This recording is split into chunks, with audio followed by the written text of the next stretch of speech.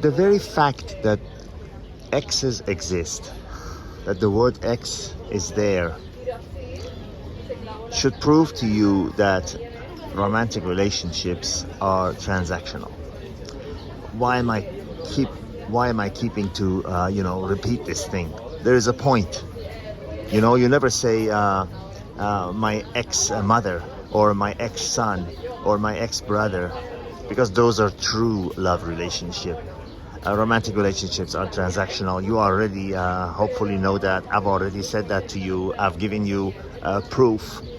But the reason I'm mentioning it is because I don't want you to, I want to actually mitigate the amount of hurt and pain when a relationship ends. Because you should always realize, I believe I have touched on this before, you have to look at romantic relationships, exactly like when you get a job.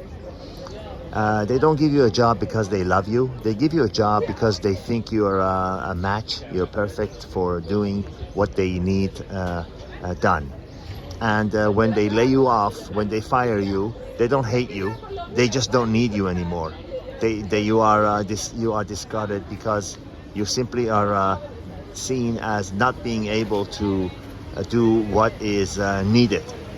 And it sounds cold. It sounds sad. And I am right there with you. You don't think I've stayed up at night crying till the morning because some relationship failed, or I haven't jumped to the phone hoping that when it rings, it's the person that I'm looking for. Yeah, I've been there. I've been in the trenches, believe me. If you've watched that movie, the famous movie Shawshank Redemption, when the guy goes through a tunnel of sewer before he's free, imagine, I've been there. Believe me, I've been there several times in that tunnel of sewer. So the least I can do is share what I have learned with you, as others have shared what they have learned directly and indirectly with me. Sometimes they have shared it, sometimes I have witnessed it myself.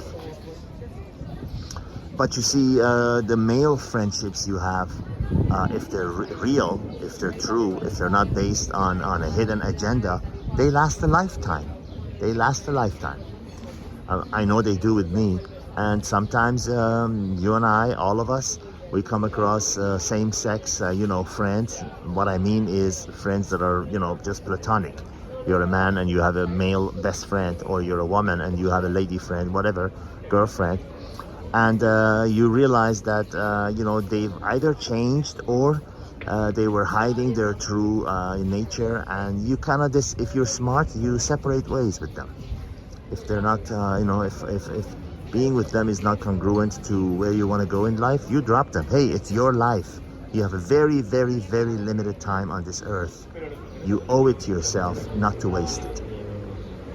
And we all know, as we get older, it's harder and harder to make friends. It's easier to make friends when you're in grade school, when you're in high school, when you're in, university. It's much easier to make friends because you see each other every day, and you quickly bond with the ones who are, have the same things, same goals and same likes and dislikes, and you do whatever. But when you get out into the working world, and okay, maybe you have some co-workers in the office that you become friends with, but not really. It's not the same. And as we age, it gets harder and harder and harder. But, this is a big but, there is a way. There is a way still to make strong friendships at any age that are true. And that is by seeking out activities, mutually liked activities. For example, let's say you love golf. Let's say your passion in life is golf. Whenever you have a free time, you go golfing. And your highest chance of making a friend at any age is through love of same activities. Maybe you love going to church. Maybe you love traveling. Maybe you love football. Maybe you love playing backgammon. Who knows? Whatever it is. I guarantee you that is your actually not only highest, but that is your only route of finding friends that are, true. That are true and genuine. And, among those people, let's say you go to golf, of course, every 3 times a week or 2 times a week, and You obviously are gonna run into other people who love golf, and then among those people, you'll select, and they select you, mutually, the ones that you like, hanging out with and have the same things in common.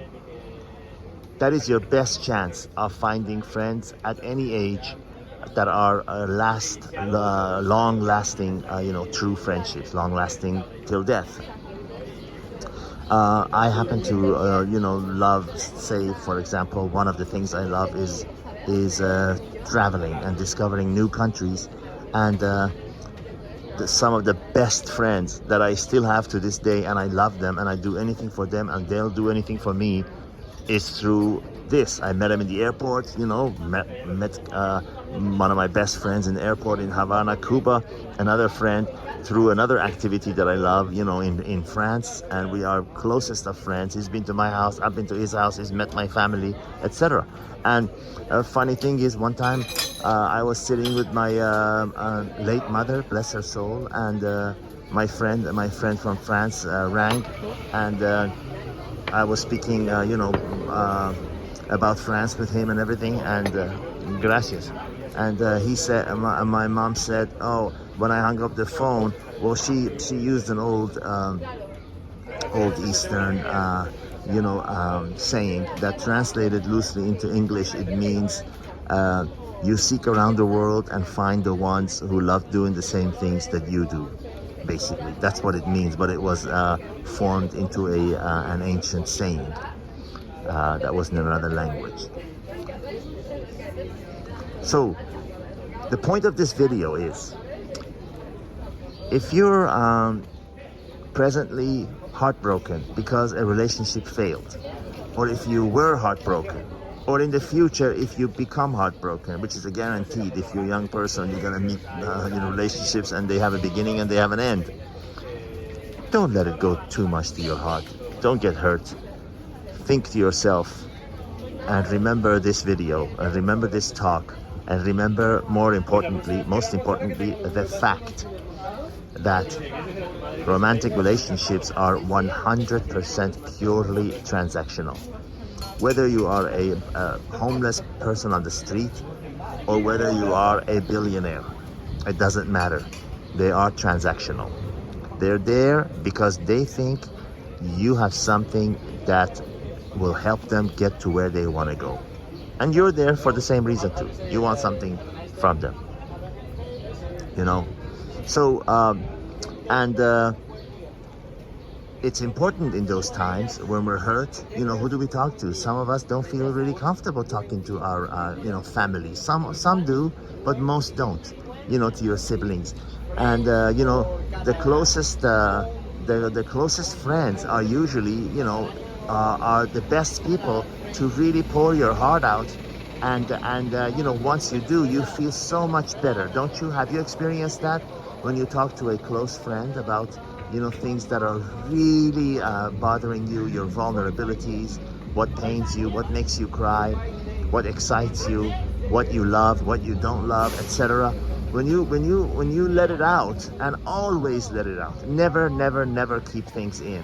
All the crazy people, all the mass murderers, all the lunatics, and all the ones who come up with diseases are the ones who keep their pain inside. Never keep it inside. Always vent, but to the right people.